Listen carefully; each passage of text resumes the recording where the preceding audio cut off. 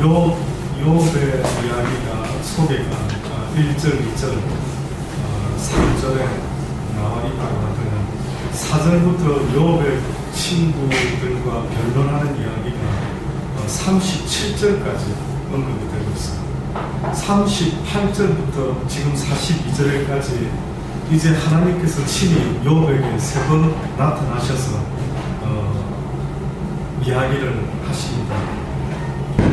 오늘 마지막으로 욥은 하나님 앞에서 자신이 이때까지 어떠한 변론을 했는지에 대해서 스스로 깨닫고 드디어 그가 하나님께 고백하는 장면이 나옵니다.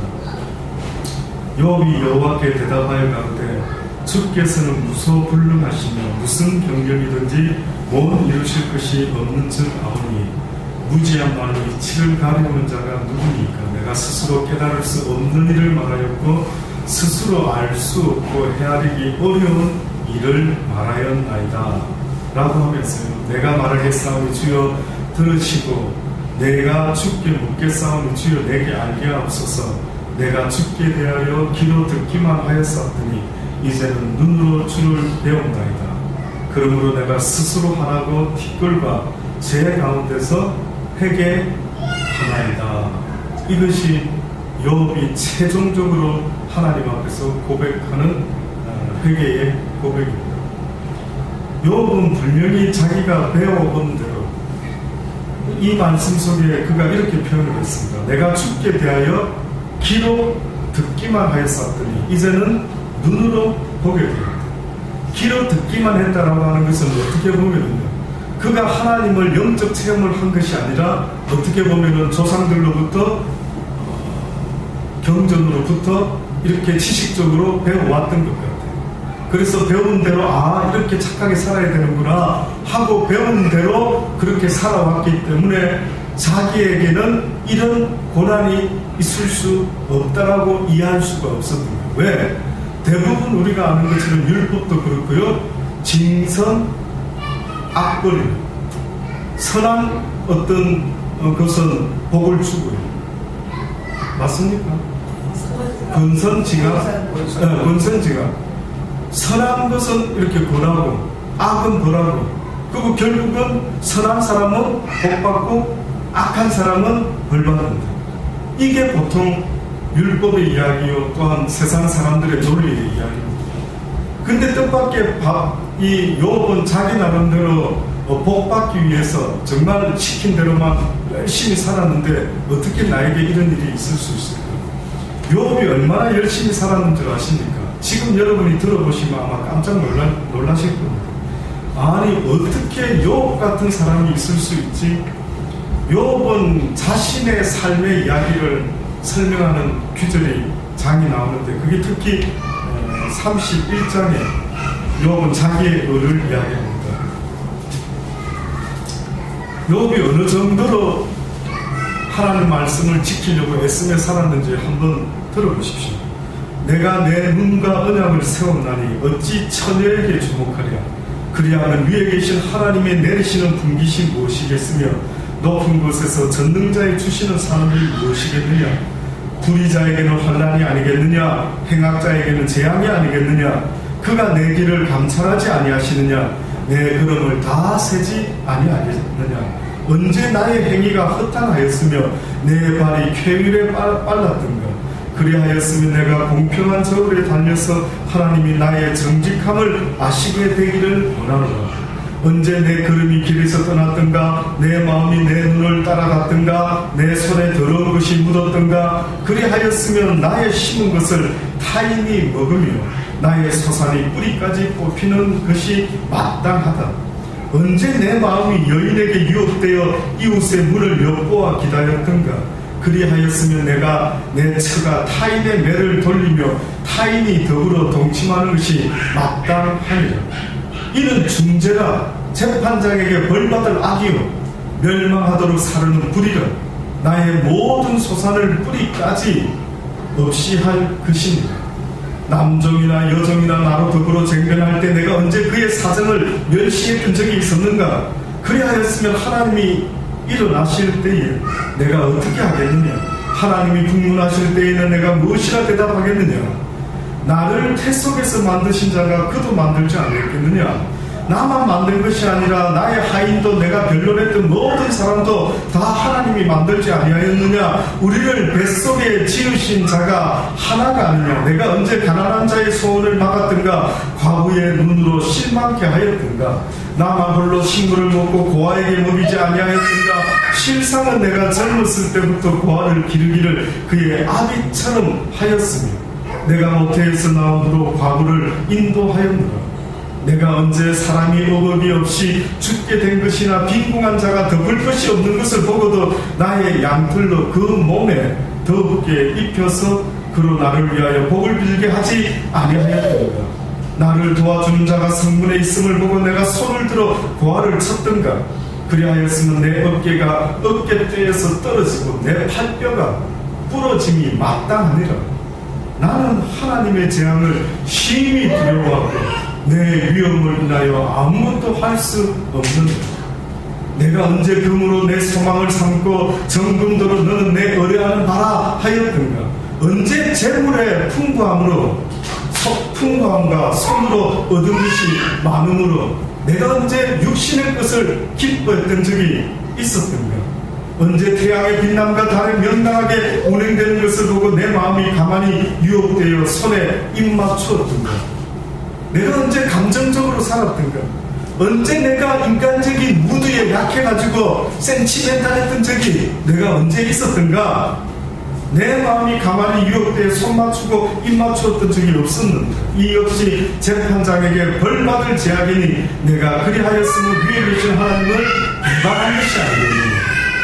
내가 언제 나를 미워하는 자의 멸망을 기뻐했으며 그의 재앙 만남을 인하여 기운을 뽐내었던가? 실상은 내가 그의 죽기를 구하는 말로 저주하여 내 입으로 범죄케 아니하였느니라. 내 장막 사람의 말이 주인의 보기에 배부르지 않은 자가 어디 있느냐 하지 아니하였는가? 나그네로 거리에서 자게 하지 아니하고 내가 행인에게 내 문을 열어주노라. 내가 언제 큰 무리를 두려워하며 족속의 멸시를 무서워하고 잠잠하고 문에 나가지 아니하여 타인처럼 내 죄악을 품에 숨겨 가리었더니 누구든지 나의 병감을 들을지라. 나의 성령이 여기 있으니 전능자가 내게 대답하시기를 원하노라. 내 대적에 기록한 소송장이 내게 있으면 내가 어깨에 매기도 하고 멸관처럼 머리에 쓰기도 하며 내 걸음의 수요를 그에게 보하고 왕족처럼 그를 가까이 하였으니 언제 내 토지가 부르짖어 나를 책망하며 그 이랑이 일시에 울었던가? 언제 내가 값을 내리지 않고 그 소산물을 먹고 그 소유주로 생명을 잃게 하였던가? 그리하였으면 일 대신에 찔레가 나고 도리 대신에 자풀이 나는 것이 마땅하니라 하고 욥이 그 말을 그쳤다. 느낌이 어떠십니까? 여러분은 만약에 하나님 앞에서 하나님 너 어떻게 살아왔느냐 물어보시면 하나님 저가 어떻게 살았는지 모르십니까? 하고 여러분은 과연 욥과 같이 이렇게 자기의 살아왔던 삶의 모습을 구할 수 있을까라는 생각해 보십시오. 최소한 그래도 주님은 율법을 폐하러 온 것이 아니라 율법을 완성시키러 왔다. 율법도 폐해서는 안 된다. 율법을 지켜 행하려고 해야 된다. 그러나 내 뜻대로 내 힘대로만 되지 않기 때문에 은혜의 법으로 예수 그리스도의 도움을 염치 없지만 도움을 청할 수 있는 그러한 자가 되어야 된다. 어떻게 보면 욥은 이렇게 율법적으로 당당하게 내가 당연히 복받아야지 벌을 받아서는 되지 않지 않습니까? 맞지?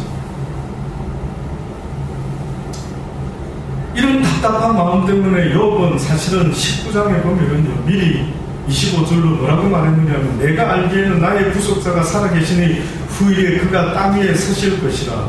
나의 이 가죽 이 육신 덩어리 이것이 썩은 후에 내가 육체 밖에서 하나님을 보리라. 내가 친히 그를 보리니 내 눈으로 그를 보기를 외인처럼 하지 않을 것이라. 내 마음이 초급하구나. 답답했어. 욥이 너무 답답했어요. 하나님, 내가 제발 하나님을 좀 만나서 한번 이야기를 좀 나누고 싶습니다. 근데 언젠가는 이야기하겠죠. 내가 이 육신을 벗어나서 내 영혼이 하나님 앞을 섰을 때에 언젠가는 하나님과 대화할 때가 오겠죠. 이 정도로 욥은 당당했습니다. 나름대로. 근데 갑자기 태도가 바뀌어졌습니다. 어떻게 바뀌어졌습니까?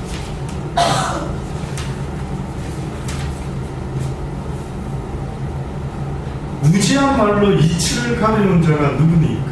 내가 스스로 깨달을 수 없는 일을 말하였고 스스로 알 수도 없고 헤아리기 어려운 일을 말하였나이다. 결국 이 말은 무엇이냐면은 자기의 복이라고 하는 것이 전적으로 자기의 의를 통해서 이루어지는 줄로만 알았어요.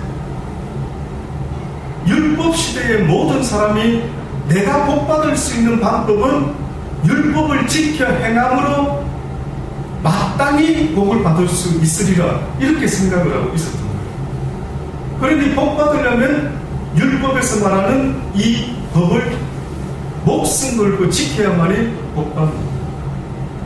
만약에 복받지 못한 자, 자기들의 기준에서 가난한 자, 병든 자, 나면서부터 소경된 자, 그들을 볼 때는 뭐라고 생각했는지 아십니까? 저것들 뭔가 죄가 하나님 앞에 엄청나게 많이 있겠지. 모든 사람들이 지금도 어떻게 보면 교회를 다니면서 복받기를 원하는데 그 복받기 위해서 행하는 행위가 얼마나 많이 있는지 모릅니다. 그래서 성경에 뭐랍니까? 그들이 하나님의 의를 알지 못하고 자기의 의를 힘써 나타낸다. 지난 시간에 저는 너무 중요한 이야기를 했다라고 생각하는데 여러분은 어떻게 들으셨는지 모르겠어요. 저는 지난 시간에 너무너무 중요한 이야기라 싶어서요, 앞으로 내가 어느 곳에 가서 한 5번만 설교를 해야 된다라고 한다면 꼭 어제 했던 그 이야기를 넣어야 되겠다. 저는 그 정도로 중요한 이야기를 했는데 기억하십니까? 성경이 말하는 의는 율법을 통한 의가 아니라 그 율법의 완성자 되시는 예수 그리스도를 믿는 것을 의로 여긴다. 아브라함의 모습 중에 무엇을 그가 의로 여겼다고 성경이 증거합니까? 그가 하나님의 말씀을 순종한 것을, 뭐 대단한 일 한 것은 아무것도 없는데 하나님의 말씀 하나에 순종한 것 때문에 그것을 아브라함의 의로 여겼다고 했다. 얼마나 중요한 이야기인지. 오늘 이 시간에도 하나님께서 우리에게 이 말씀을 지키고 저 말씀을 지키고 주를 사랑하고 하나님을 사랑해라 하는 이 모든 것은 어떤 면에서는 예수 그리스도를 믿는 증거를 보이려고 하는 행위에 불과한 것입니다. 그래서 예수와 함께 죽었던 한평 강도 행위는 있었습니까? 없었습니까? 행위는 없었지 않습니까? 그의 한평생은 강도짓해서 드디어 잡혀가지고 이제는 죽기 일보 직전에 아무것도 선한 일 한 건 없는데, 아무것도 율법적으로 복받을 만한 짓을 한 적이 없는데, 뜻밖에도 그가 예수 그리스도를 믿는 그 믿음 하나로 주여, 예수여, 하나님의 아들이시여, 어디서 들었는지는 모르지만 그는 고백을 했던 것입니다. 당신의 나라가 임할 때에 나를 기억하여 주옵소서. 그래, 네가 오늘 나와 함께 나그네 있으리라. 단지 믿어 의에 이르고 입술로 고백했을 뿐인데 그 강도가 하나님의 나라에 갈 수가 있었던 것입니다.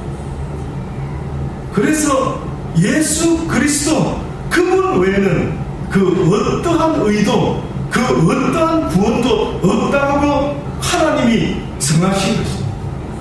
너희의 의와 너희의 구원은 오직 예수 그리스도를 믿고 고백함으로 이제는 남은 날의 삶이 있기 때문에 이제는 율법을 가지고 살아가는 것입니다. 율법의 마지막이 무엇이느냐? 여호와를 내 몸과 같이 내 목숨과 내 힘과 내 마음과 내 뜻을 다하여 주 너의 하나님을 사랑하고 내 이웃을 내 몸같이 사랑하는 것.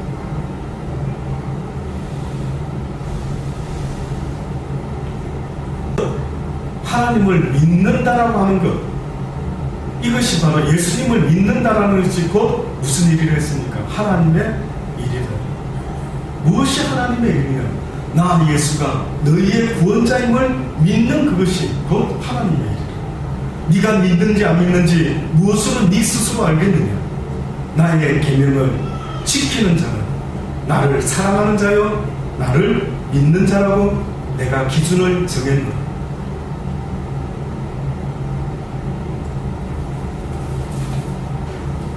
그러니 어떻게 보면은 욥이 힘써서 자기 의를 계속 설명 안 했습니까? 이렇게도 사는 사람이 없죠. 방금 여러분 들으셨지만 와, 나는 과연 욥과 같이 몇 문장이나 글자를 써서 주님 보셨지요? 나는 이때까지 살면서 절대 이런 일 안 했고 이렇게 어려운 사람을 항상 외면하지 아니했고 도와주었고 어떻게 했고 과연 우리가 쓸 수 있는 게 몇 가지나 될까요? 그러니 무지한 말로 이치를 가려운 자가 누구입니까? 내가 스스로 깨달을 수 없는 일을 말하였고 스스로 알 수 없고 헤아리기 어려운 일을 말하였나이다. 욥이 한 가지 더 깨달았어야 되는 것은 그렇게 지킬 수 있도록끔 그런 믿음과 그런 힘과 그런 은혜를 사실은 주시니가 또한 여호와시다. 오히려 그렇게 지키며 살아갈 수 있도록 은혜 베풀어 주신 하나님. 그래서 바울과 차이가 있다면 바울은 내가 나된 것이 전부 다 누구의 은혜다? 하나님의 은혜다. 나같이 이런 자가. 그래서 성경에 보면 너무 놀라운 것은요, 하나님 앞에서 자기를 발견한 자들, 진정으로 하나님 앞에서 하나님을 대면한 자들, 하나님을 야단한 자들, 하나님을 경험한 자들, 그들이 공통적으로 고백하는 말이 있습니다. 바울은 고린도전서 15장에서 하나님을 경험했을 때 뭐라고 표현했느냐면 이런 설명을 좀 붙이면서 자신을 설명합니다. 내가 받은 것을 먼저 너희에게 전하노니 이는 성경대로 그리스도께서 우리 죄를 위하여 죽으시고 장사 지낸 바 되었다가 성경대로 사흘 만에 다시 살아나서 게바에게 보이시고 후에 12 제자에게와 그 후에 500여 형제에게 일시에 보이셨나니 그 중에서 지금까지 태반이나 살아있고 어떤 이는 잠들었으며 그 후에 야고보에게 보이셨고 그 후에 모든 사도에게와. 그러면서 고린도전서 19장 8절에 자기를 말할 때 이렇게 말합니다. 맨 나중에 만삭되지 못하여 남자 같은 내게도 보이셨느니라. 나는 사도 중에 지극히 작은 자, 내가 하나님의 교회를 핍박하였으므로 사도라 칭함을 받기에 감당치 못할 자다. 그러나 나의 나된 것은 하나님의 은혜로 된 것이니 내게 주신 그의 은혜가 헛되지 아니하여 내가 모든 사도보다 더 많이 수고하였으나 내가 아니요 오직 나와 함께 하신 하나님의 은혜다. 자신이 복음을 위해서 힘쓰고 애쓴 그 엄청난 수고가 다 누구 덕분이라고? 하나님의 은혜. 내가 잘나서가 아니고 내가 엄청난 열정이 있어서가 아니라 이 모든 것은 다 하나님의 은혜 가운데 이루어지고 있음을 보았던 것입니다. 맞습니다. 맞습니다.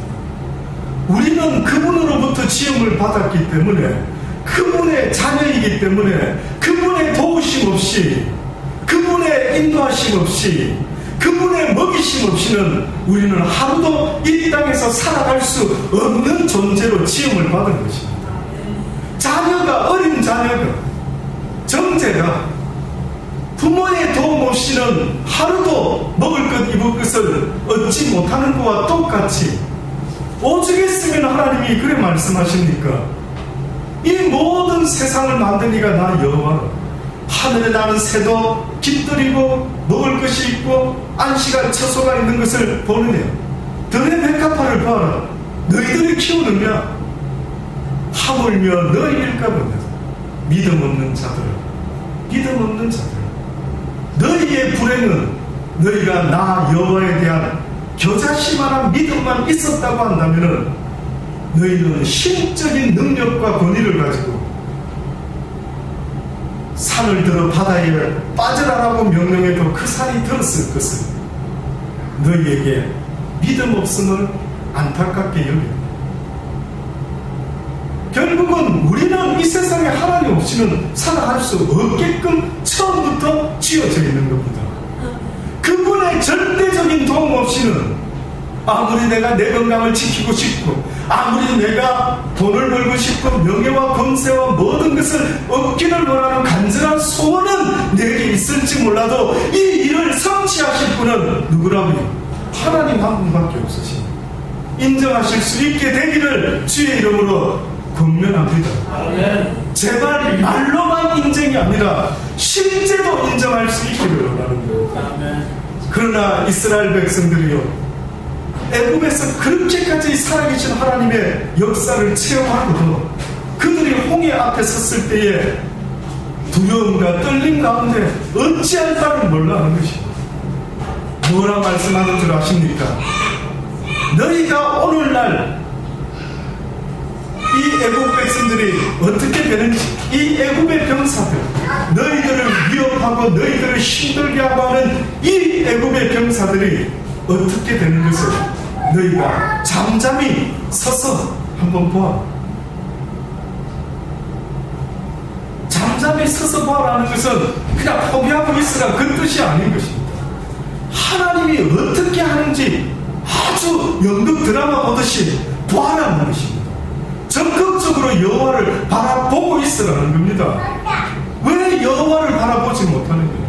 여호와의 도움을 왜 바라보지 못하고 두렵고 떨림으로 애국 병상을 쳐다보고 홍해를 쳐다보고 세상의 어려운 환경과 역근만을 날마다 반복하는 너의 모습이 심히 네 스스로도 불쌍하게 느껴지지 않느냐?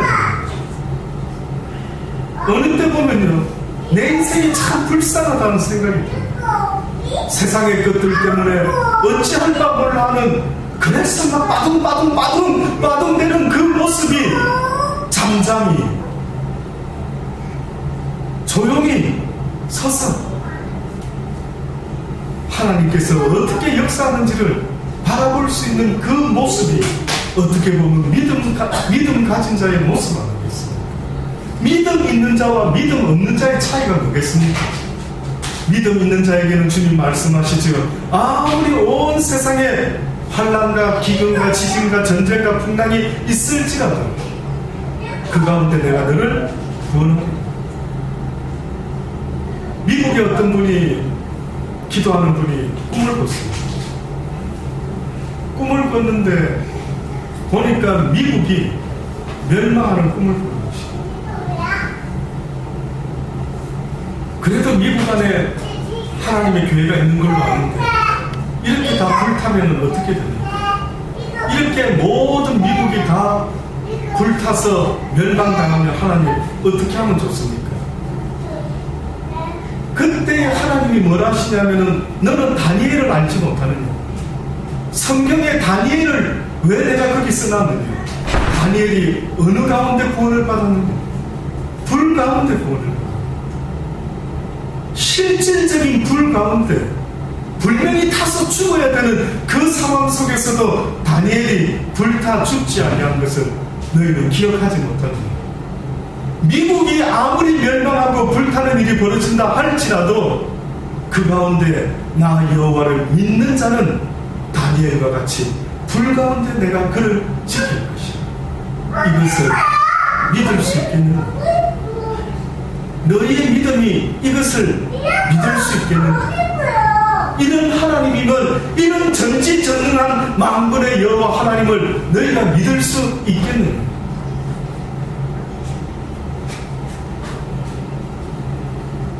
그래서 모든 하나님을 만난 사람들, 하나님을 체험한 사람들 모두의 공통되는 고백이 바로 이 바울과 같이 내 나중에 만삭되지 못하여 난 자 같은 내게 사도 중에 지극히 작은 자라 내가 하나님의 교회를 핍박했습니다. 내가 사도라 칭함을 받을 수조차 없지만 그러나 하나님의 모든 은혜로 나의 나됨이 생겼으니 누구보다도 수고한 모든 이 수고는 오직 하나님의 은혜다. 내 자랑이 아니다. 내가 할 수 있는 일이 아니었다. 예레미야 선지자도 하나님 앞에서 예레미야 1장 4절로부터 그가 고백하는 이야기가 있습니다. 그가 여호와의 말씀이 자기에게 임했을 때에 무엇이라 여호와께서 말씀하시느냐면 내가 너를 복중에 짓기 전에 너를 알았고 내가 태에서 나오기 전에 너를 구별하였고 너를 열방의 선지자로 세웠노라 하시기로 예레미야가 내가 가로되 생포도소이다 주 여호와여 보소서 나는 아이라 말할 줄을 알지 못하나이다. 그런데 어찌하여 나를 열방의 선지자로 세웠다라고 그렇게 말씀하시나요? 그때 여호와께서 예레미야 선지자에게 너는 아이라고 하지 말라.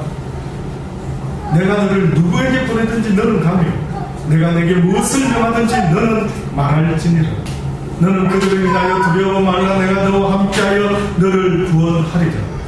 나 여호와의 말이니라 하시고 여호와께서 그 손을 내밀어 예레미야의 입에 대시며 예레미야에게 이르시되 보라 내가 내 말을 내 입에 두었노라. 예레미야도 하나님과 대면했을 때에 하나님의 임재 가운데 있었을 때 그가 했던 첫 번째 고백이 자기 자신을 보는 것입니다. 그래서 영적으로 하나님을 체험했다라는 사람 가운데 저는 꼭 묻고 싶은 것이 있는데 당신이 하나님을 처음 만났을 때 어떤 고백을 할 수 있었는지 저는 지금도 생생하게 잊지 않습니다. 제가 하나님을 경험했을 때 수많은 사람이 성령 체험, 구원의 체험하는데 무엇을 구원의 체험이라 말하는지 무엇이 성령 체험이라고 저들은 말하고 있는지 하나님을 대면한 모든 사람의 공통점은 이사야 선지자의 말처럼 와 내가 망하게 되었다. 내가 입술이 범죄한 이 백성들 가운데 하나님을 보게 되었으니 나여 망하게 되었다. 회개의 고백이 나올 수밖에 없습니다. 그래서 베드로가 뭐라고 고백했습니까? 주여 나는 죄인이었습니다. 살아계신 하나님을 보는 것뿐만 아니라 살아계신 예수 그리스도의 입에서 나오는 진리의 말씀을 듣고 깨달았을 때에도 일어나는 공통적인 모습들이 뭐였다고요? 나는 죄인으로서이다. 회개한 성령 받은 베드로가 하나님의 복음의 말씀을 사람들에게 전했을 때에 맨 처음으로 수많은 사람들이 듣고 무엇을 이야기합니까? 애통하는 마음으로 베드로에게 나와서 그러면 우리가 어찌하면 좋을까? 어찌하면 좋을까?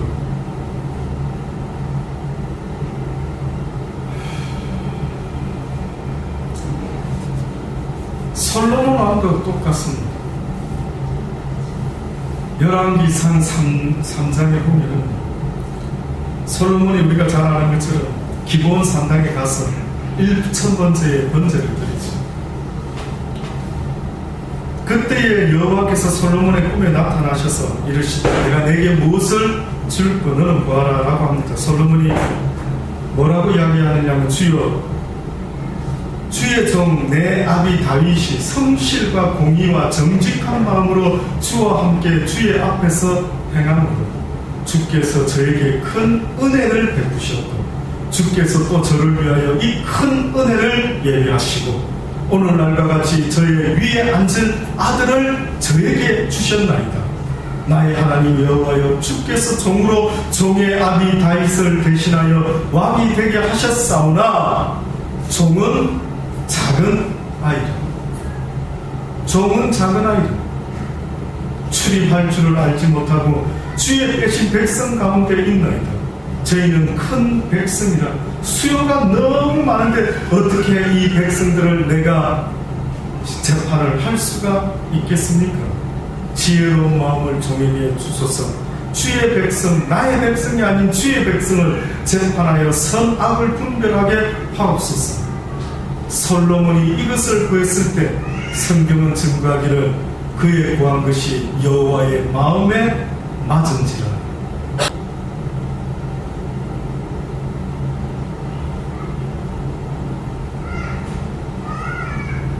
욥과 대화했던 사람이 세 사람이죠.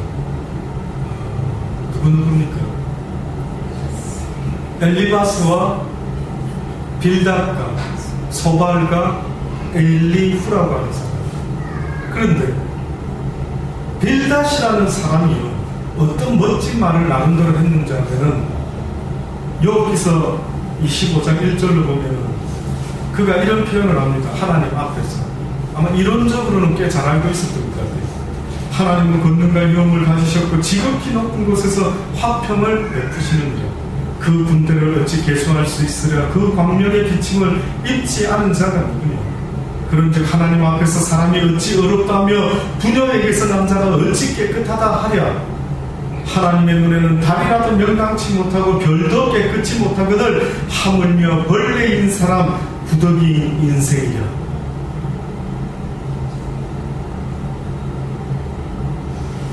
시편 22편의 다윗은 나는 벌레요 사람이 아니라 사람의 해방거리요 백성의 조롱거리다 라고까지도 말했습니다.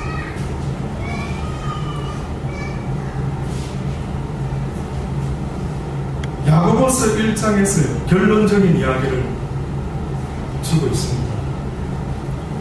어떤 결론을 내느냐면 너희 중에 고난당하는 자가 있느냐? 저는 기도할 것이요. 즐거워하는 자가 있느냐? 저는 찬송할지니라. 너희 중에 병든 자가 있느냐? 저는 교회의 장로들을 정할 것이요. 그들은 주의 이름으로 기름을 바르며 위하여 기도할지니라. 왜 욥의 세 친구가 하나님 보시기에 뭐라고 이야기합니까?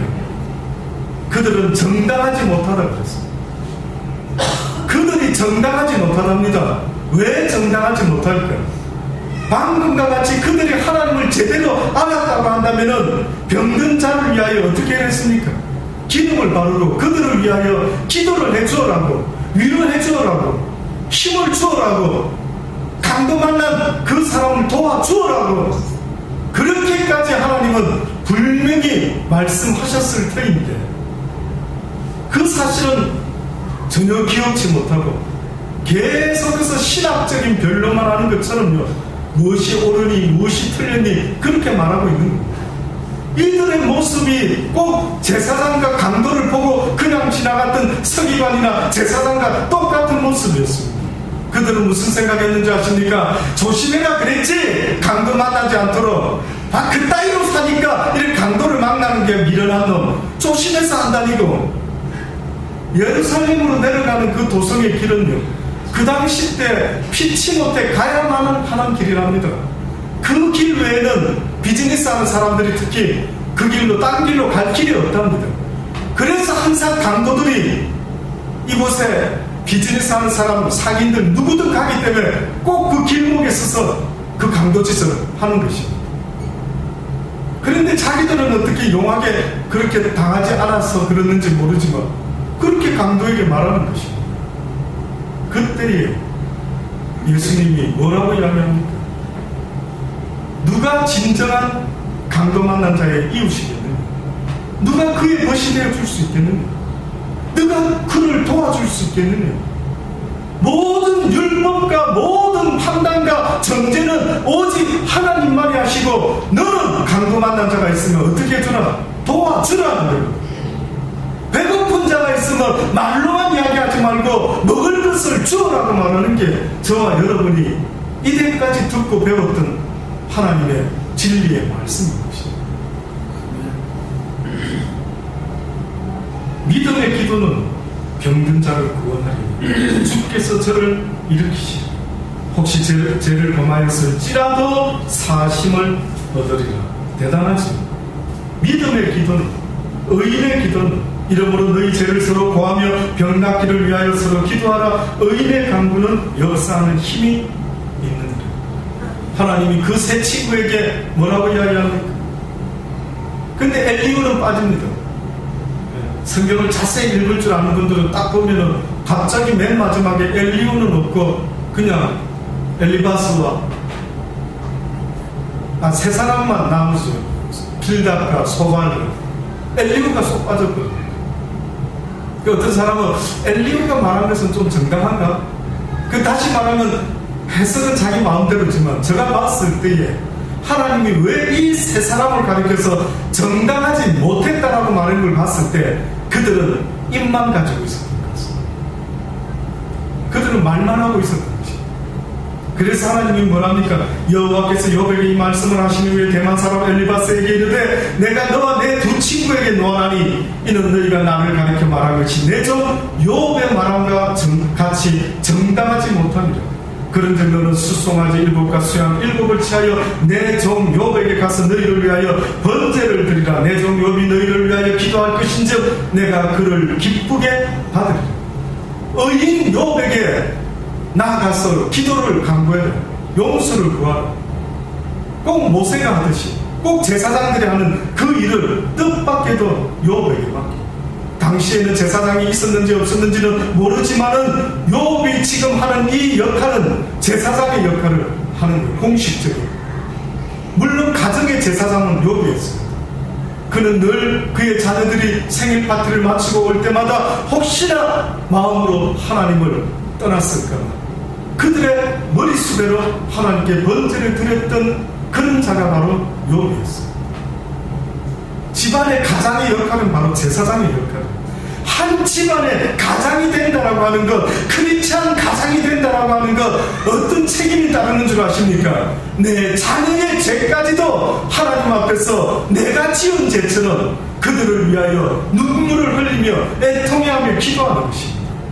욥은 번제를 드렸다지만 오늘 우리 시대에는 내 자녀 이름 하나하나를 언급하면서 하나님 앞에 눈물로 통회하는 마음으로 중보하는 마음으로 그 자녀들을 위해서 기도하는 것이 바로 오늘 이 시대의 제사장의 모습이다라고 저는 믿어 심지 않습니다. 얼마나 자녀들을 위하여 눈물의 기도, 애통함의 기도, 진정성 있는 기도, 간절한 기도를 해보신 적이 얼마나 있습니까? 얼마나 있습니까? 그저 하나님 믿는 것이 지금 이 순간까지도 혹시나 그저 그냥 세상 복을 비는 그 정도의 대상으로 생각하십니까? 이 세상을 떠나게 될 때에 확연히 알게 될 것입니다.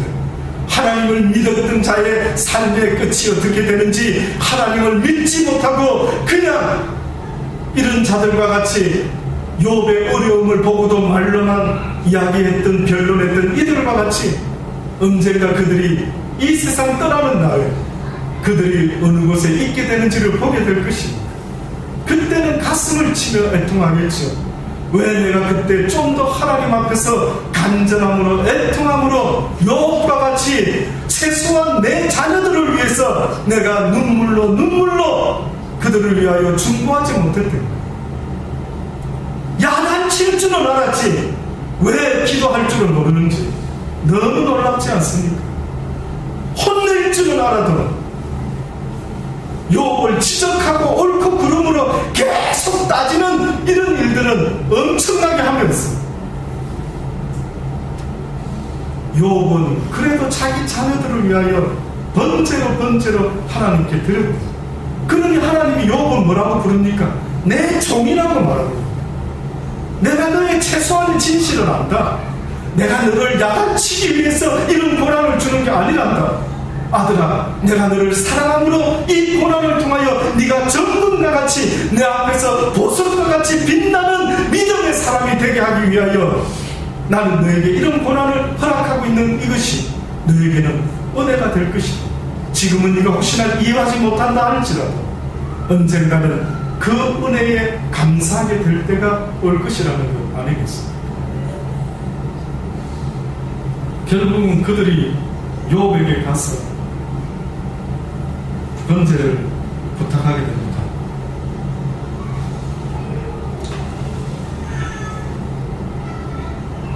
두 번을 이야기하십니다. 내가 그를 기쁘게 받으리니 너희가 번제를 드리라. 그러면 내가 그것을 기쁘게 받겠다. 너희의 공회한 대로 너희에게 갚지 아니하리라. 이는 너희가 나를 가르쳐 말한 것이 내 종 욥의 말같이 정당하지 못하는다. 결국은 욥은 다시 자녀들을 얻고요, 세 딸과 7 아들을 얻게 됩니다. 그 후에 욥이 140년을 삽니다. 욥의 고난이 시작된 그 시기가 한 70살 때부터 좀 되지 않느냐라고 학자들은 추정합니다. 70살 때에 그런 힘든 경험을 하고 그 이후에 하나님이 주신 삶이 훨씬 더 많은 삶을 살면서 자녀들을 낳았는데, 딸들을 유독 성경은 마지막에 언급했지, 그 딸들의 아름다움이 최고였다라고 이야기합니다. 그 첫째 딸은 여미야, 비둘기의 눈과 같이 아름답다. 그 둘째 딸은 그 시야, 계피 향기와 같은 향기나는 여인이었다.